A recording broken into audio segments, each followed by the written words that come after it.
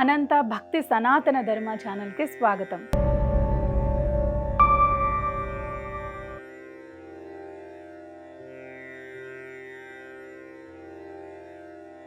శ్రీ గణేశ పురాణంలోని చంద్రాంగదోపాఖ్యానం అనే 53వ అధ్యాయం.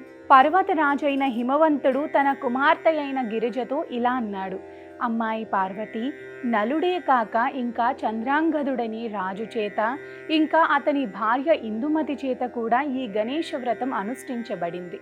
ఆ విశేషాన్ని చెబుతాను విను. మాలవ దేశంలో కర్ణనగరం అనే పట్టణం ఉన్నది. ఆ దేశాన్ని అష్ట ఐశ్వర్య సంపన్నుడు, సకల శాస్త్రార్థ తత్వజ్ఞుడు, యజ్ఞ యాగాది క్రతువులు చేసిన ధార్మికుడు, దాత వేద వేదాంగ పారంగతుడైన చంద్రాంగదుడని మహారాజు పరిపాలించాడు. సకలైశ్వర్యాలతోనూ వైభవంగా అలరారే ఆ రాజు కొలువుకూటం స్వర్గాధిపతి అయిన ఇంద్రుడి సభను మరపించేదిగా ఉండేది. ఆ రాజుకు ఇందుమతి అన్న పేరుగల సర్వాంగ సుందరి అయిన మహాపతివ్రత ధర్మపత్నిగా ఉండేది.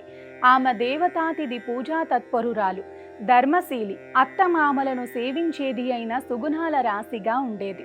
ఆ చంద్రాంగద మహారాజుకు వేట అంటే చాలా మక్కువగా ఉండేది. హింసాయుతమైన వేటను విడనాడండి మహారాజా అంటూ మంత్రులు ఆయనకు ఎంతగానో హితవు చెప్పారు.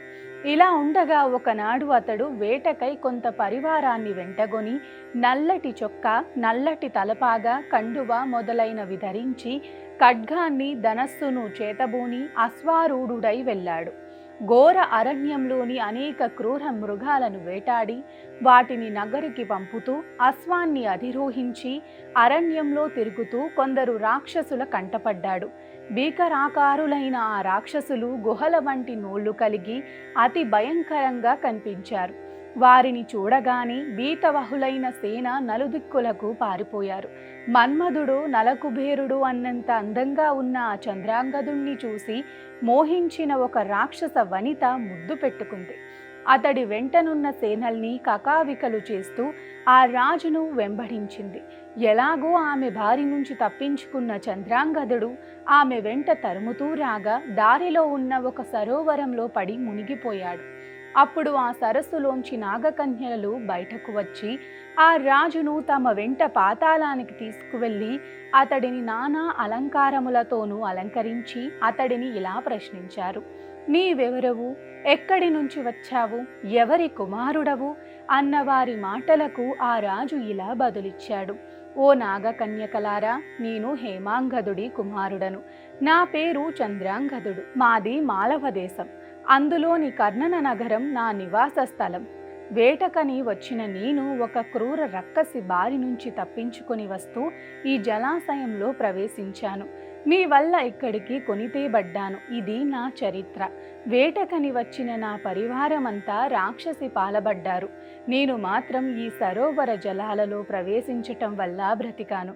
రాజు యొక్క పైవచనాలను విన్న నాగకన్యలు ఇలా అన్నారు: ఓ రాజా, నీవు మమ్మల్ని వరించి మాకు భర్తవుక. నీకు సకల సుఖభోగాలను సమకూరుస్తాను. మాతో భోగము నరులకు దుర్లభం.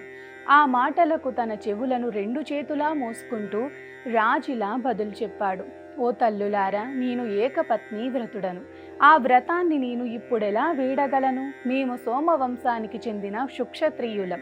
మా వంశీయులు పరద్రవ్యాన్ని, పరధారలను కలలోనైనా ఆశించనివారు.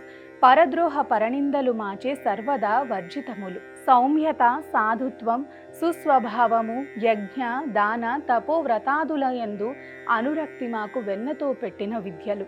శరణాగతుడైన వానిని తప్పక రక్షించాలన్న నియమము, నిషిద్ధకర కర్మలను వర్ణించాలన్న నియమము కలవారము. విధివత్తుగా చెయ్యాల్సిన కర్మలను ఏమరిపాటుగా తప్పక ఆచరించే నియమపరులం. ఎటువంటి వారికైనా అతిథి సత్కారం అనేది ముఖ్య నియమం కాబట్టి మీకు ఆదరణీయులం. ఆ మాటలు విన్న నాగకన్యలు క్రోధపరవశులై తమను తిరస్కరించిన చంద్రాంగదుడిని నీకు స్వస్త్రీ వియోగము కలుగుగాక అని శపించి అతడిని కారాగృహ బద్ధుణ్ణి చేశారు. ఈ కథ ఇలా ఉండగా, ఓ పార్వతి, చంద్రాంగదుడిని వెంబడిస్తూ తరుముకు వచ్చిన ఆ రక్కసి అతడి వెంట తాను ఆ జలాశయంలోకి దూకి దానిలోని నీటిని యావత్తూ తాగేసి జలాచరాలన్నింటినీ భక్షించి ఆ రాజు జాడ తెలియక ఎంతో అసహనంగా వెతకసాగింది. ఓ పార్వతి, జరిగిన ఈ వృత్తాంతానంతటినీ పారిపోయి నగరును చేరుకున్న సైనికులు మహారాణి అయిన ఇందుమతికి చెప్పారు. రాజు సరోవరంలో బడినాడన్న వార్త చెవిని బడగానే ఆమె భరింపలేని దుఃఖంతో మూర్ఛిల్లింది. కొద్దిసేపటికి శైత్యోపచారముల చేత తేరుకుని భర్త ఎడబాటును తట్టుకొనలేక గుండెలను నెత్తిని మోదుకుంటూ దుఃఖించసాగింది. ఓ నాద, పరిపూర్ణ యవ్వనంలో ఉన్న నన్ను వీడి దేవతాతిథి పూజాపరురాలనైన నాకు కంటికే కనిపించకుండా పతివ్రతనైన నన్ను వీడి ఎక్కడికి వెళ్ళావు? రాజోచితమైన షడ్రసోపేతమైన భోజనాన్ని వీడి ఏమి భుజిస్తున్నావో కదా? బంగారు హంసతూలికా తల్పం వీడి ఎక్కడ నిద్రిస్తున్నావో కదా? సుగంధ తైలాదికాలతో అభ్యంగన స్నానం చేసి నీవు ఇప్పుడు ఎలా స్నానం చేస్తున్నావో? నీవు లేని ఈ రాజ్యానికి ప్రజలకు దిక్కెవరు? వారంతా ఇప్పుడు అనాథలైనారే. ఇక వీరిని పాలించగలవారెవ్వరు?